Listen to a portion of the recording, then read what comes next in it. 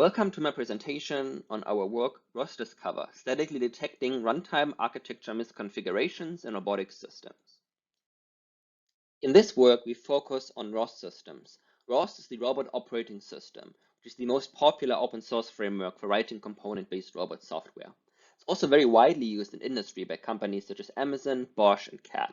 There are more than 200,000 software projects written for the ROS framework, and also contains a very large library infrastructure of reusable software packages.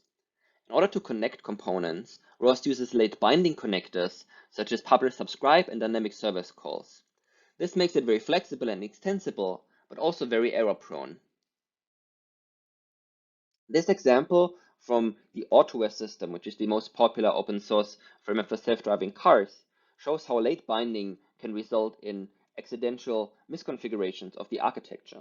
So the intended architecture was that a publisher called Vector Map Loader was supposed to publish to a topic called line class that had 3 different subscribers. However, when the developers wanted to rename the topic from line class to line, they only did this on the publisher side. So this resulted in a broken connector, so that the subscribers were not subscribing to a topic that anybody was publishing to. An interesting observation is that we can detect these architecture misconfiguration bugs in runtime architectural models. In this example, we see that there's a dangling publisher and a dangling subscriber who have a similar name and the same type. So just looking at this model, we can guess that this is not the intended architecture of the system. We call these bugs architecture misconfiguration bugs and define them as resulting from an inconsistent composition of software components. Composition refers to the parameterization or configuration of components or connectors.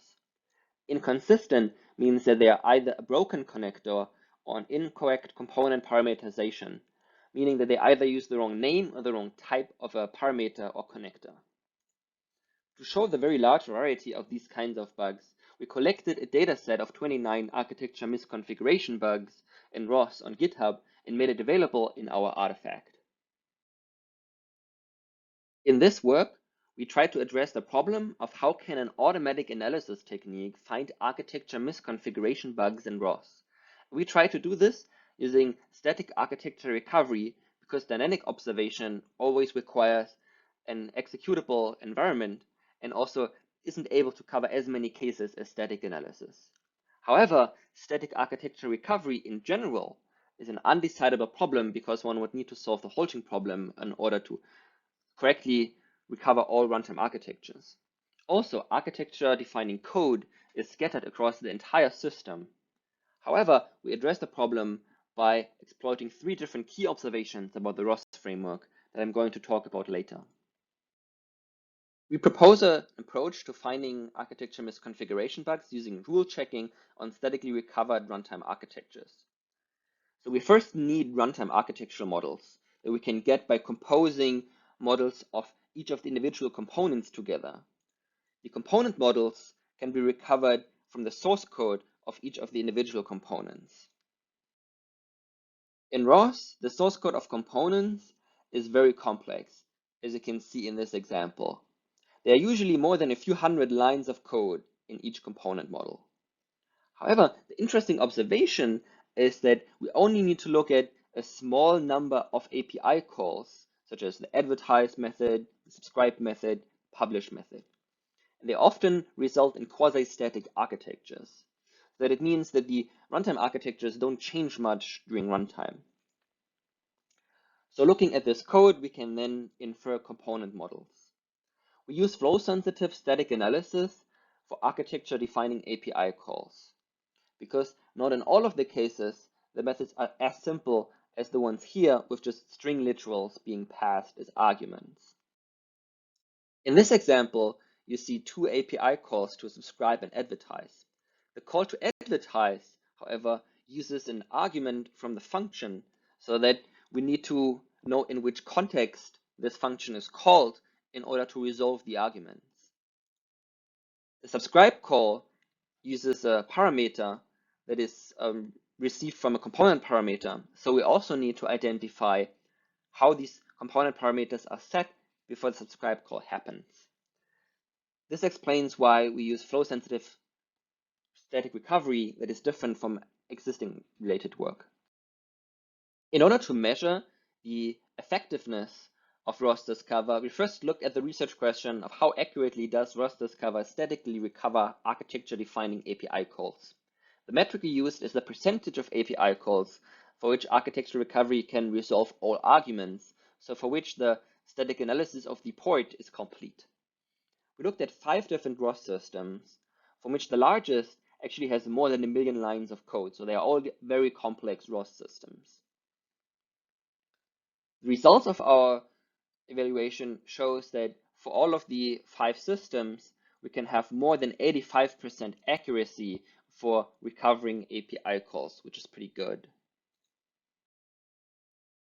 Once we have component models, we can compose them together by looking at architecture configuration files, which in ROS are called launch files.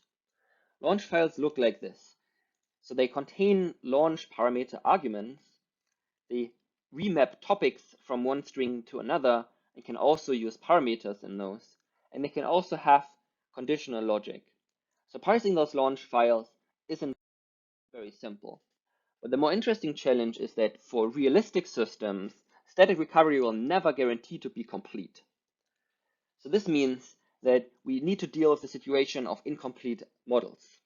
However, in ROS, we made the observation that ROS systems only rely on a very small de facto core library of components. These are usually very dynamic components. So we can let developers provide handwritten models that can then be used in the system composition phase to not only rely on static recovery alone. Research question we posed to evaluate this stage is how accurately does ROSDiscover statically recover runtime architectures for real ROS systems. As a baseline, we executed a configuration of the ROS system and then dynamically observed its runtime architecture.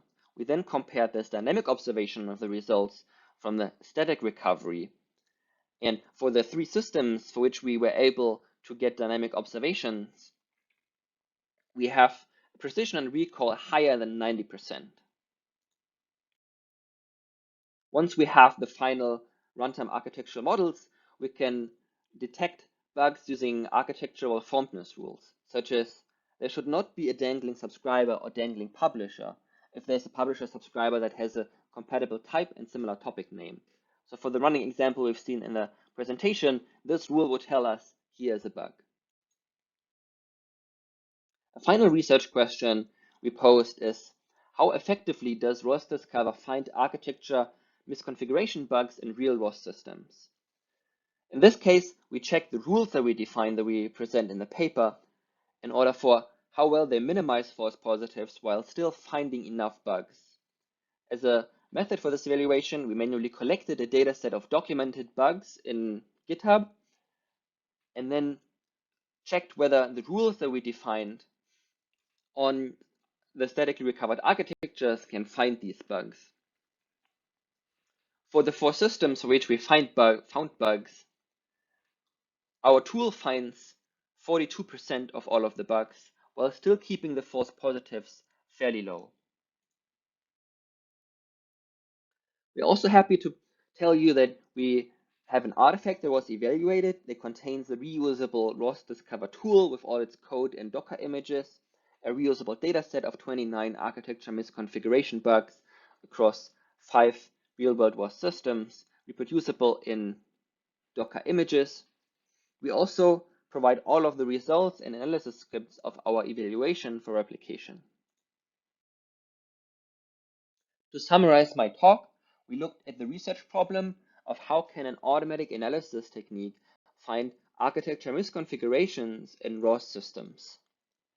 We provide a tool that checks architectural fondness rules on statically recovered runtime architectural models that is enabled by 3 different key observations, which are having a well-defined component API for defining architectures, quasi-static architectures that don't change much during runtime, and highly reused component libraries.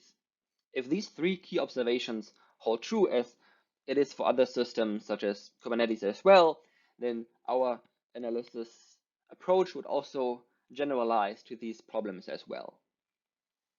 Our results show that our static recovery has a recall and precision of about 90% and can detect 8 out of 19 real-world bugs.